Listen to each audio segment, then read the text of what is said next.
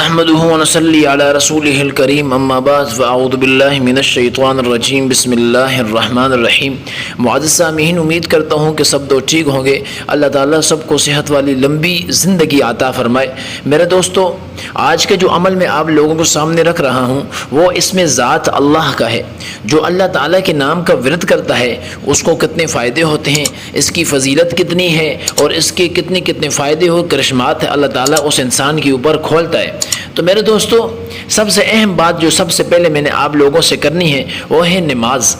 یعنی کہ اگر آپ وظائف کرتے ہیں اور فرض نماز ادا نہیں کرتے تو آپ کے وظائف کا فائدہ کچھ بھی نہیں ہے۔ تو نماز کے ساتھ ساتھ اگر آپ عمل کریں گے، وظائف کریں گے تو آپ کو انشاءاللہ فائدہ بھی ہوگا اور 100% فائدہ ہوگا، ٹھیک ہے۔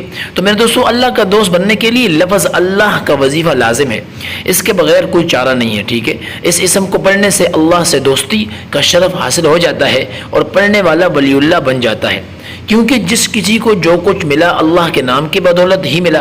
لہٰذا جو شخص اللہ کا بندہ بننا چاہے تو اسے چاہیے کہ اسے اسم کو 11، یعنی جو اسم اللہ کا اسم ہے اس کو 11,000 مرتبہ صبح اور 11,000 مرتبہ شام کو پڑھے، اور کم از کم 7 سال تک پڑھنا ہے، ٹھیک ہے۔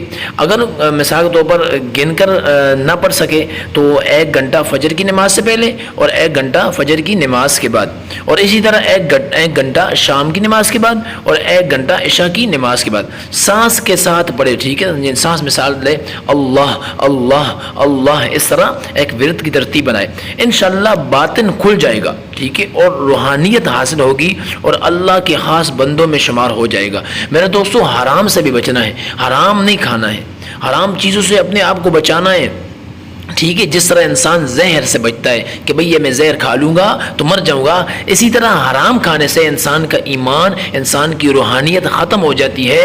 روحانیت میں اتنی طاقت نہیں رہتی، ایمان میں اتنی طاقت نہیں رہتی کہ وہ مقابلہ کر سکے ان چیزوں کا۔